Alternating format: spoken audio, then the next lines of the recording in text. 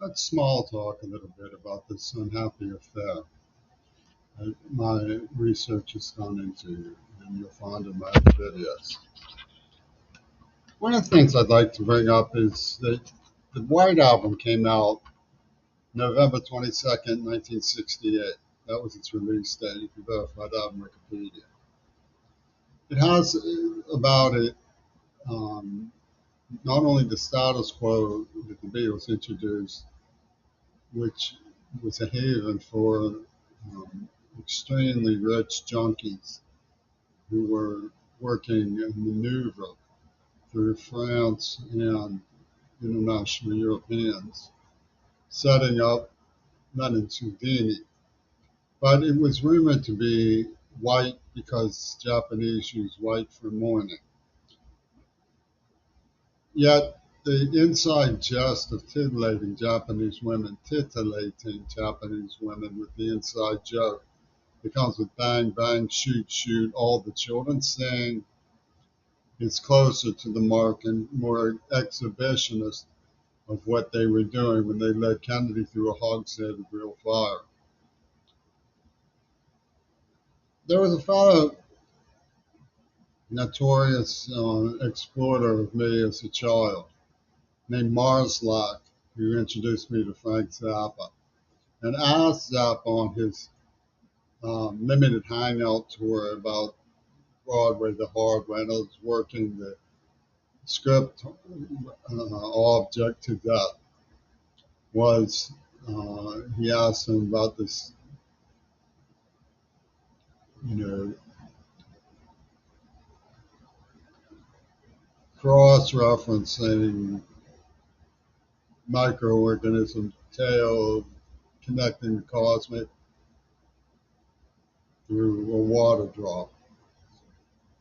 And he was clearly, Mars Lak means Mars is the god of war, and Lak, the deity, had lost her virginity. So the whole thing was this chivalric code for marital and martial law.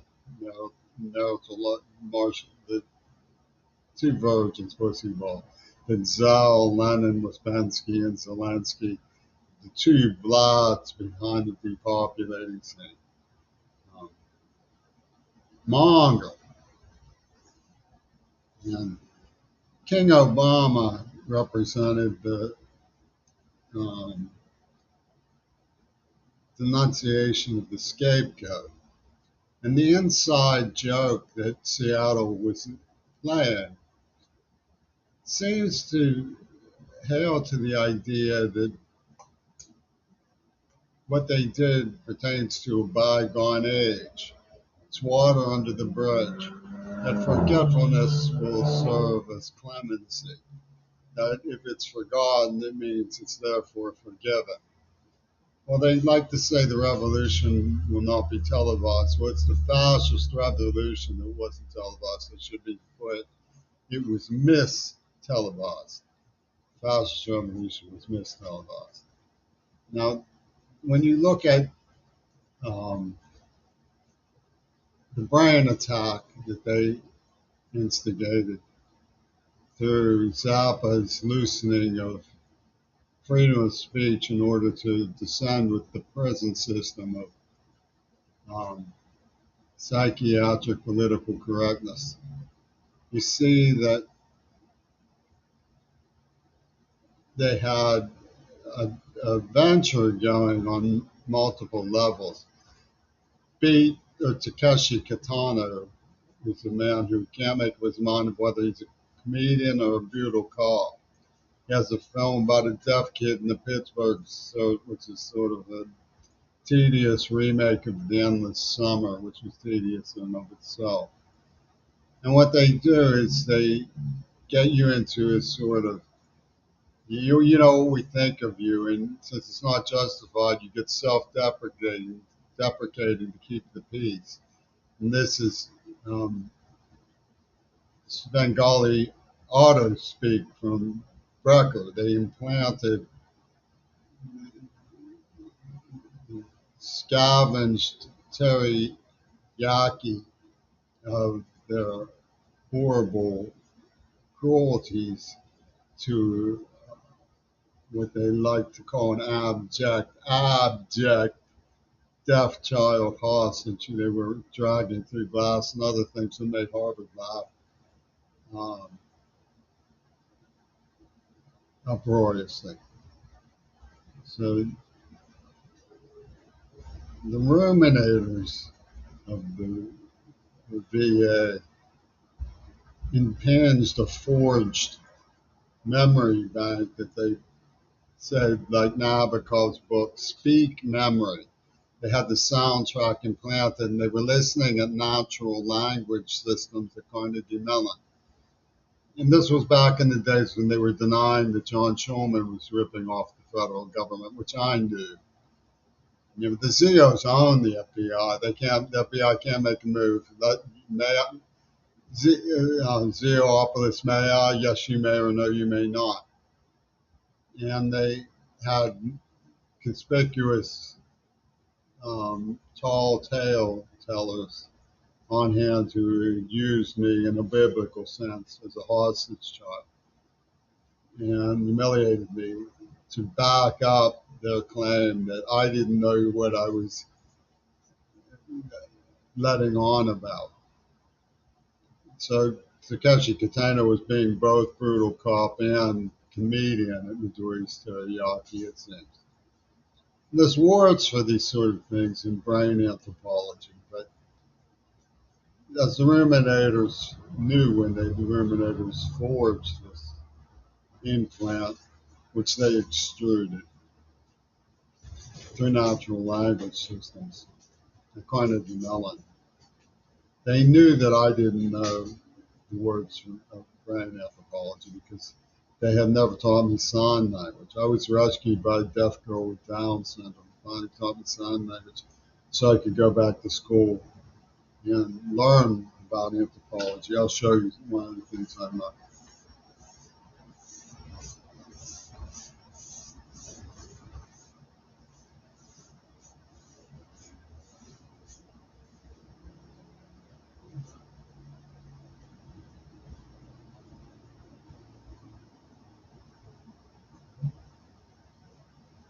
I thought I had my language cards handy because I did earlier, but I don't. But one of the words is called triglossia. You'll have to look it up. I could show you in my cards. But that's the sort of word that's known in brain anthropology. And what they have are things like language communities, like pigeon speaking, learning disabled deaf people who rescued me. They were miracle workers. So you have to understand that getting away with something doesn't mean it's clements. And that's, of course, why they torture me to death, because they know that I know that. I can't type within pages that I can barely type a paragraph now.